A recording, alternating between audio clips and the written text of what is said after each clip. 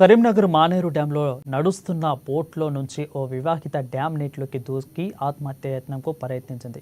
Tourist బోటులో ticket కొనుక్కున్న సదరు మహిళ బోటు ఎక్కి కూర్చుంది. బోట్ స్పీడ్ పెంచగానే బోట్లో వెనుక వైపు వెళ్లిన మహిళ ఒక్కసారిగా నీటిలోకి దూకింది. అప్రమత్తమైన బోటు డ్రైవర్ మహిళను లైఫ్ జాకెట్ ద్వారా రక్షించి పోలీసులకు అప్పగించారు.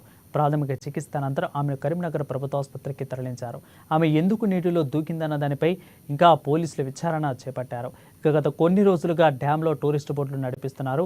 పర్యాటకులు పెద్ద సంఖ్యలో డ్యామ్ అందాలను తిలకిస్తున్నట్లు బోటింగ్ చూసేందుకు కూడా వస్తున్నారు. ఈ ఘటనతో పర్యాటకులు భద్రతపై సిబ్బంది మరింత దృష్టి సారించారు.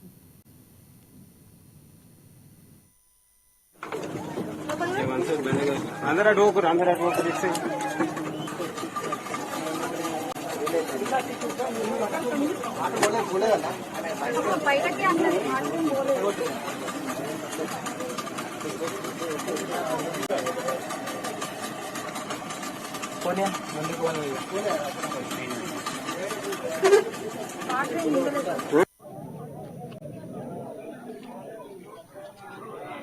నా కాళ్ళకు కూడా ఒకసారి రబ్ చేద్దాము.